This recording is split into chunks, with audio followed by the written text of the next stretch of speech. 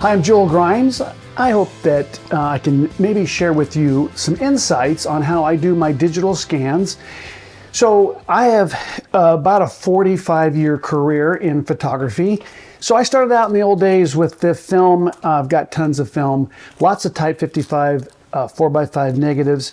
And in the, I say old days, but the days when I first started scanning, I was using a flatbed scanner. And I think at the time, it was okay. The results weren't all that good. With time, they got a little bit better. Some of the flatbed scanners got better. But if you really wanted to get a great scan, you would take it and send it off and get a drum scan. Well, very expensive. And since digital, I haven't really been doing much scanning. But about 2 months ago, I started a project of going back to my images that I did for my coffee table book I did 33 years ago on the Navajo people, Navajo Project of a Nation. Some of you have followed my career say, Joe, I didn't know you did a book. Well, it's not that it's a secret. I just haven't really done much promoting on it. Well, it was a labor of love, I can tell you that. And it took me 2 years, 400 days living out of a Volkswagen van, trying to recruit people to get in front of my lens. It was much of a challenge. And I was young, I was 33 years old at the time. And so I'm going back and looking at, I went boxes and boxes of my transparencies and images. Not only did I sort of go through the images that ended up in the book, but I got a chance to go through and look at images that did not make it in the book for some reason or another. And so if you think about this, if you go back 33 years ago, when I handed the publisher an image of, say, one of the color images in there, I handed a transparency. No photoshopping, no retouching, no cleaning up anything.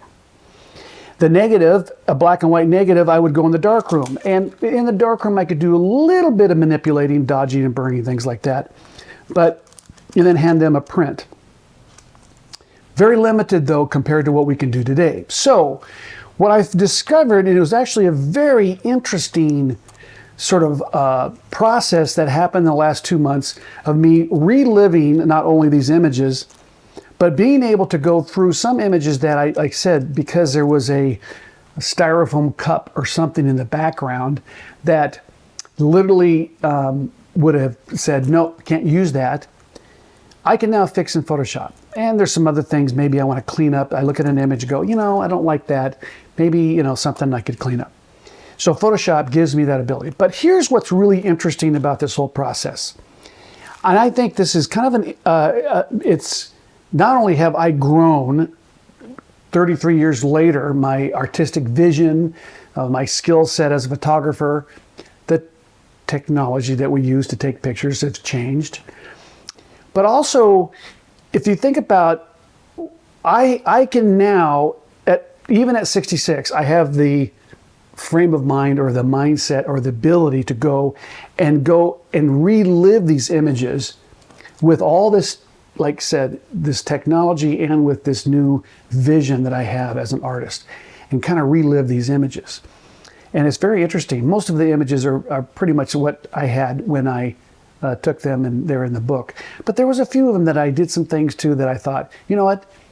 This makes the image a lot better. Cleaning up some stuff, mainly clean up stuff. And I always talk about anti-clutter.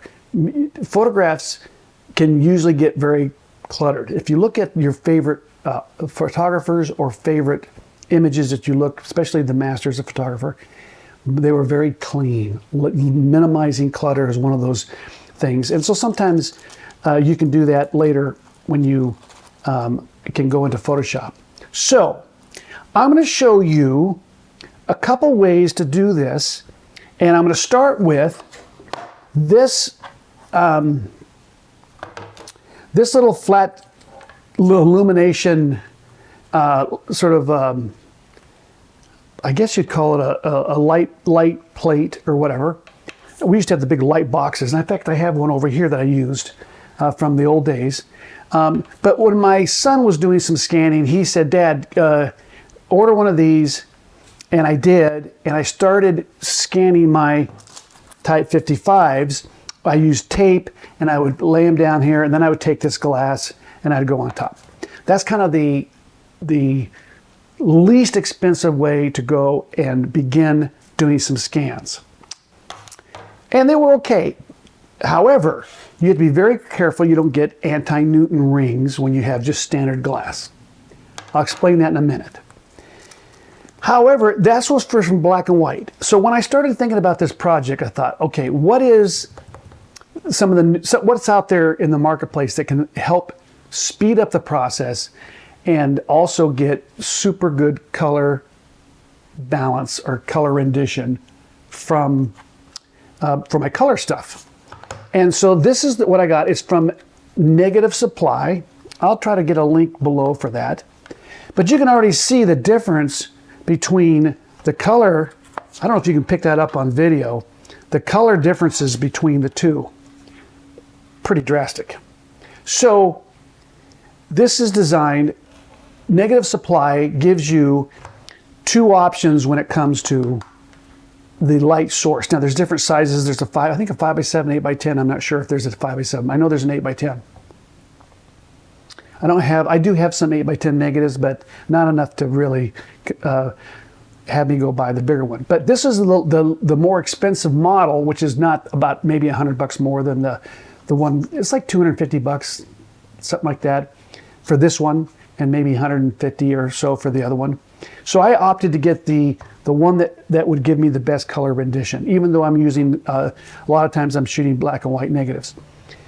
But the beauty of this is you have these carriers. And this is the 120 carrier, and this is the 35 millimeter carrier.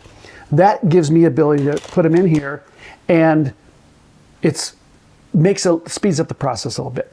So, but I'm going to show you how I do this.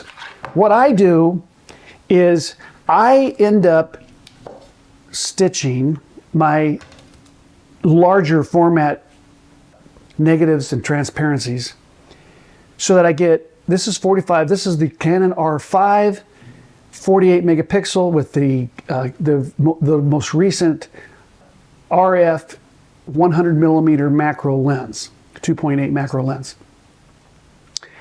And I get a 48 megapixel capture.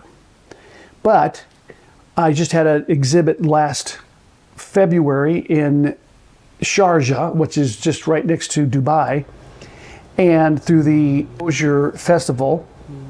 And I sent over some of my Type 55s, and I had some 120s that were scanned. They were the black and whites that were scanned on this system.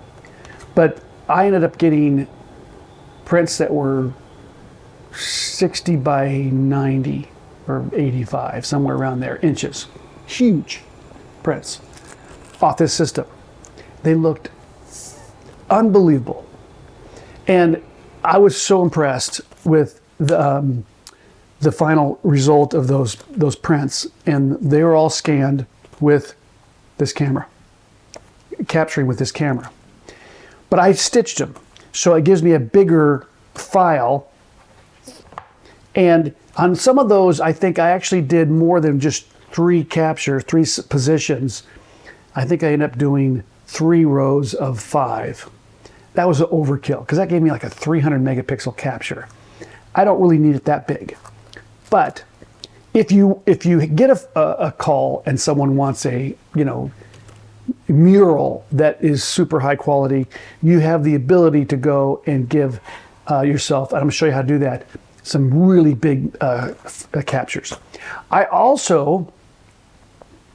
I set this up so that I do an HDR, a one-stop range. You're not going to really gain a ton by doing HDR, but my son and I have done a lot of tests, and if someone's listening to this and they'll maybe roll their eyes when they say HDR when you're doing it a copy through a digital scan. This is a 14-bit camera, which is, I think, probably what most of our cameras are. If I do a HDR, I will get, technically it's a 16 mega or 16-bit file, but really in Photoshop it's a 15-bit file. It gives me a little bit extra bit depth. When you do the math, it's true that you will get more tonal range out the more bit depth you get. So I'm a little bit picky on that, and I will end up doing an HDR. It doesn't take much. I'm going to show you how to do the retouching or the finishing side later in this video. But just to let you know, I do 3 captures. And I also put my little timer on here. And so I don't forget, I take a level, and this is a stand. I'll see if I can get, it's just from Amazon. The Negative Supply has a couple stands that they have available, but when I went to order all this, they were back ordered. So I got this one, and I don't have the name of it here, on Amazon, like 150 bucks, somewhere around there, which gives me, now, when I did the scans for that exhibit, I used a tripod. I have a little teeny tripod. I have a couple little tripods, and I use a tripod. Not the best way of doing it, but it worked. So if you want to go as least expensive as possible, you can start out maybe by using a tripod. But if you're going to do a lot of scans, I would recommend doing this, and you'll see how I do that again. But I take a little level, and I end up checking to make sure it is perfectly level, the film plane there. And the same thing here, which there's no risk, this desk is going to be pretty level. So just to let you know, that's just a little cheap, I would say, from the hardware store. All right, let me show you first how I do a 4x5 negative. Now, I got a couple tools here. I got a little bit of a way to blow some dust off here. I also have, I keep it wrapped up in here, but a brush that I can brush off. And if you probably really want to make sure you don't get any fingerprints on any of your transparencies or negatives, you might use a glove. In fact, probably if I would, you know, so I mean, I don't want to grab it here. I have to grab it here. Maybe I should have 2 gloves. I do have some more over there. But, so what I'm going to do is I'm going to set this in here like this. But before I do that, let me get some air on here, or a brush. I've done 150 of these now, and so I just try to go and not get too much of a hurry. Don't make any mistakes. Again, you can always go back and redo something if you are so inclined. All right, so we're going to set this in here. Now, if I don't get the emulsion in the right way, it doesn't matter, because I'm going to flip it in my Photoshop. So what I do here is I have Negative Supply has a anti-Newton glass that you can now, these Type 55 4x5 negatives are a little bit, I'm not sure if they're a little bit bigger than a regular 4x5, but they have that perforated edge around it. And this is designed to go in here, but I had to round the corners just a little bit, and they actually warned me when I called them on the phone that if I wanted to set my negative inside here, it would do that. Whoops, I got a little bit of spot right there. I don't want to make sure that's going to show up. Well, it's on there. There, nope. Okay, there it went. All right, we're going to drop it in here like this. And I put a little bit of some tape so I can pick it up very easily. So here's our negative. And then I'm going to flip my screen so I can see it here. I'm usually standing up when I do this. Let me get my glasses because I can't see a thing.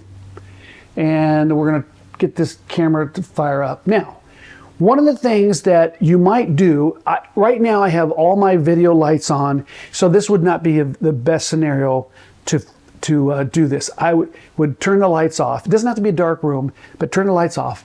Then you do an exposure check. So let me if I turn all the lights off, I just have I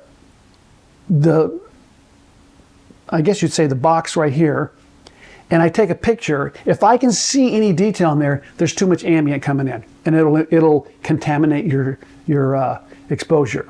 So I test that. When I have the subdued room here, it works perfect. So let's do this. Let's go, and I'm going to position this thing. Now, I leave this glass here that I had before on top of this little, it's a piece of glass too. And what it does is it gives me the ability to sort of really quickly, easily slide this around.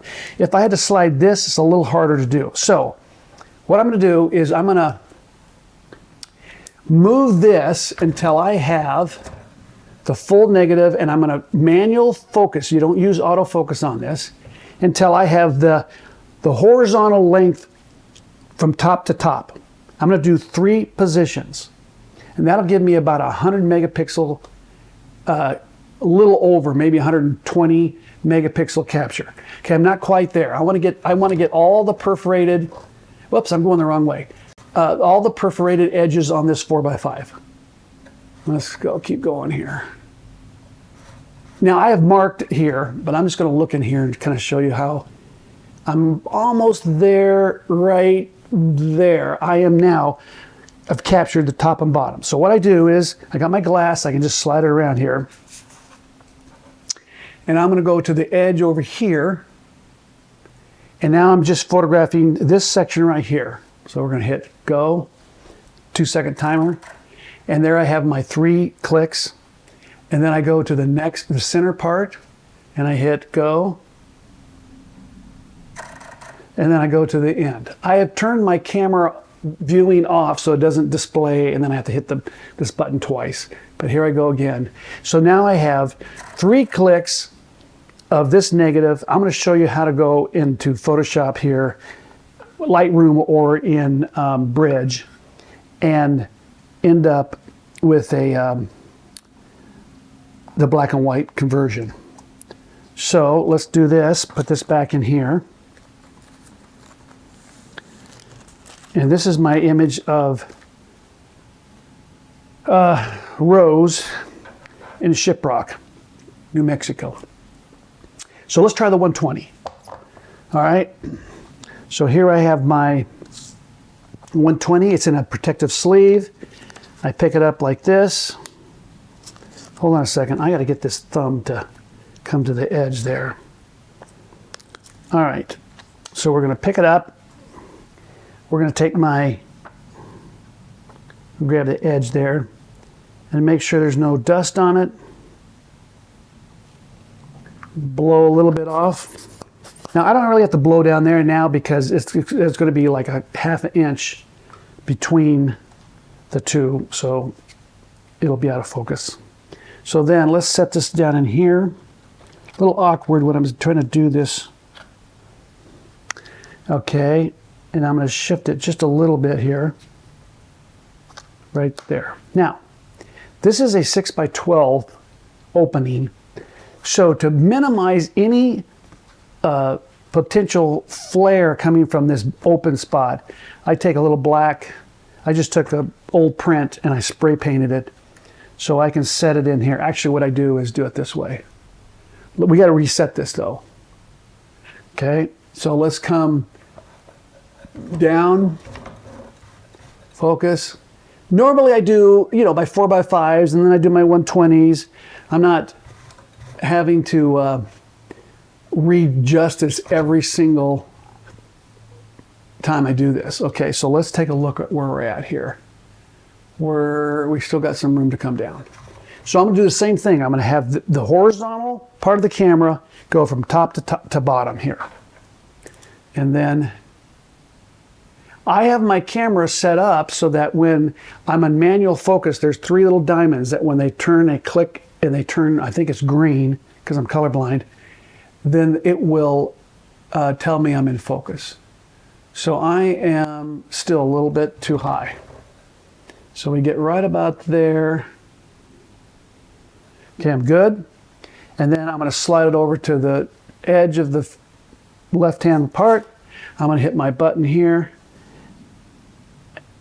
Oop, I didn't hit hard enough. Let's try it again. There it goes. And then I'll just block that one section. And then I move it to the center. Fire. Block that section. And then I go to the right. Hit. And then block that section. There I have my 120. Beautiful scan of that. Let's get it out of the way. We'll put it back in its sleeve. Same thing with black and white negatives. I'll put, now on this kit here, I can actually take, say if I have a long sleeve of negatives, I can run it through here. And then when you put this down, it tightens it. So what I do is I lift it, slide it, tighten it, lift it, slide it, and tighten it. So that's how I do that. Let's go to the 35mm slide. Here's the carrier. Drop it in here. Here's my slide.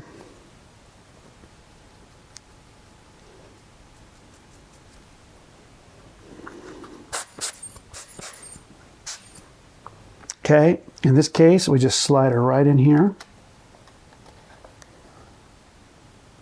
Make sure it's centered. And in this case, I'm not going to do a stitch. I'm just going to do one exposure. And the reason for that is the resolution on my 35mm slides are not generally going to be able to blow up too big. So 50 megapixels to me would probably give me a print about this big. I could maybe go a little bigger. I could push it, interpolate it. On my 4x5s and my 120s, I'm going to make those big. If I wanted to go and really go and make a big print of one of these, I would then stitch it and do 3 captures. But for all the stuff I did on the Navajo, on my 35mm, I just went back and I just captured it in one position. So let's get in here and focus. I go as tight as I can get in as much image as I can get. So we're right there. Okay, let me just fine-tune focus. I can move my little focusing point around, and I will probably focus right on his face. This is a Navajo, I guess you'd say, rancher. And then I don't need this, so we're all set to go, and I hit my button.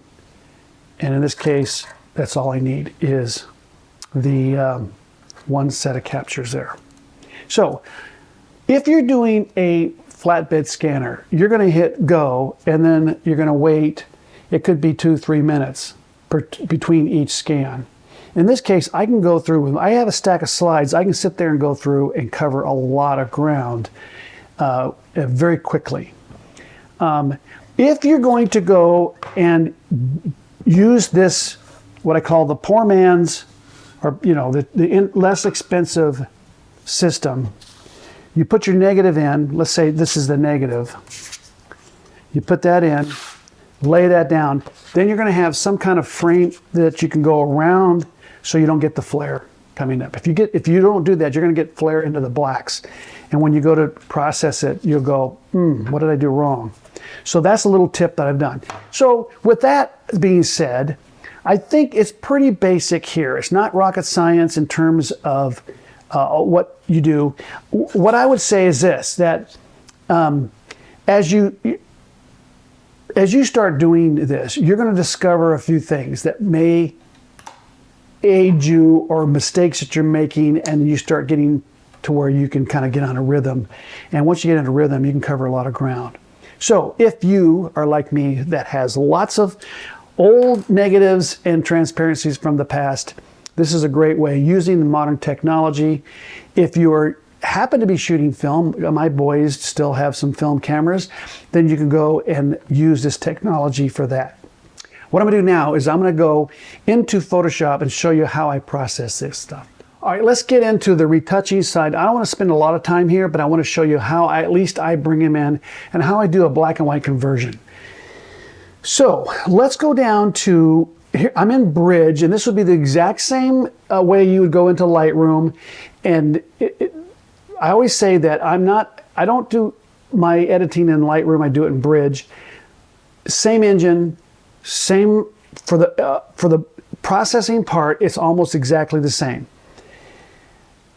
Let's go over here and grab the first one of our image of Rose and the last one. I'm going to hit the shift, collect all. I guess it would be 9 of those. Command R takes me over to the raw converter. Command A is going to select all of my images that I have in this sequence. I'm going to hold down the Control or the right click, or I can hit these three little dots right here. That'll bring up my the ability to go and say merge to HDR panorama. So not just HDR, not just panorama, but it's going to do both at the same time. It'll also create a DNG file, which is basically like a raw file. It's absolutely amazing technology. All right, it's going to take a second because this is one big honking file, and also I'm on a little teeny Toshiba drive here that's a travel drive. All right, so here we have the preview of the stitched image, and I'm set for my settings over here is perspective. That's the general, because it's not like it's a flat image, okay? I don't want to do any boundary warp, filling the edge, none of that. I don't want to do, what's another one? Apply auto, none of those settings. Just plain merge, here we go. It's going to ask me where do I want to put it. Let's just say this is rows 2. All right, so we're now into the raw converter, just like you would be in Lightroom. And I'm going to go over here to basic. And I'm going to go down here to my curves. Where's my curves? Here it is. And I'm going to, so you have adjustments across here, options. This is the, I guess you'd say if you want to do an S curve. I don't want to do that. I want to go to the second one, which is they call it the edit point curve. And I'm going to take the bottom left. Let's see, I go up, and then go down. There we go. That'll invert it. I believe in a few years ago, they actually had an invert button somewhere to do that, but now I have to do it in the curves. You can still see it's in color here, and I don't want to adjust anything else. I'm going to go back to basics. I'm going to hit black and white. That is the simplest way to get that negative into a black and white. And then from here, I begin my magic. So let's say I go to contrast, let's pull that down just a little bit, highlights. Now it's going to be an opposite, so I have to go, instead of going to the left, I'm going to go to the right a little bit. Shadows, now I go to the left. I don't want to get rid of my blacks. Let's see, I'm going to go right about there. I'm going to play with this just a little bit. Let's take the contrast down a little bit more. Now, this negative would take me a while to retouch, and I'll show you the final here in a minute. But I can go into my curves, and now I have all these settings here that I use on my digital files. If I want to do, let's say, a linear gradient, let's say I want to just get rid of a little bit of that contrast on her face. So I can come along, I'm using my pad here, so I usually have a Wacom tablet, but I can come along here and I can pick up a little bit of the face there. I don't want it to blow out. Come over here and I say, let's pull the highlights down a little bit. Let's blow it up a little bit for you. And then maybe contrast a little bit. Maybe right about there. All right, so let's go back to basics. So with that, I can start manipulating this image. There's some little issues in here that can dodge and burn in Photoshop. But overall, if I am happy, then I say, let's go. I'm in black and white, and I'll say open.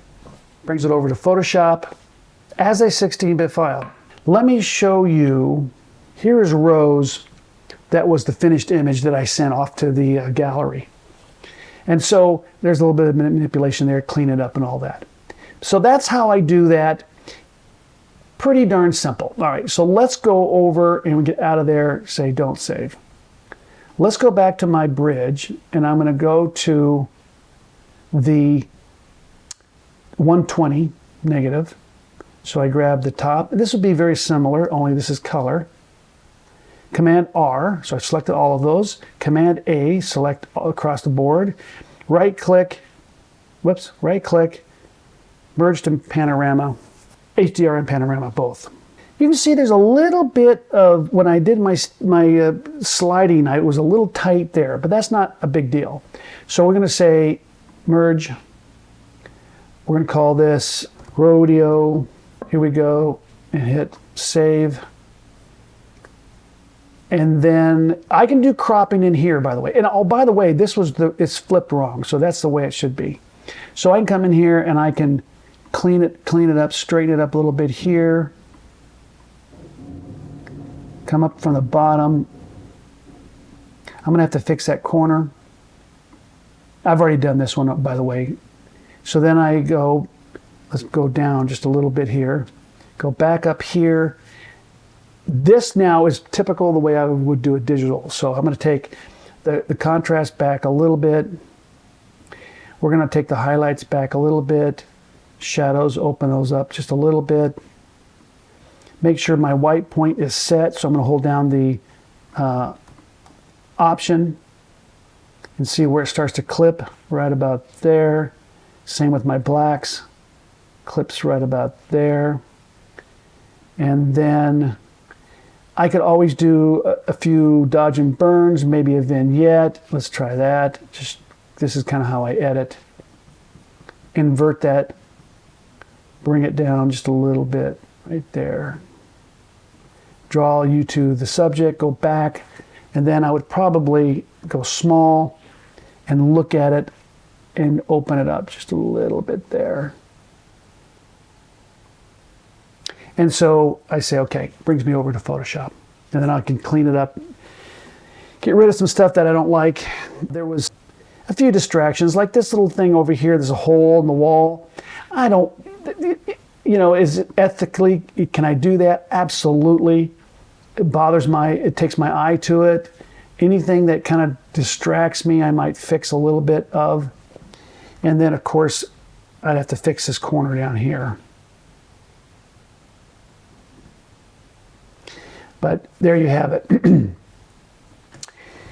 So, the only other thing I've got here is that image, 35 millimeter. So in this case, I would definitely adjust my contrast, bring up my shadows,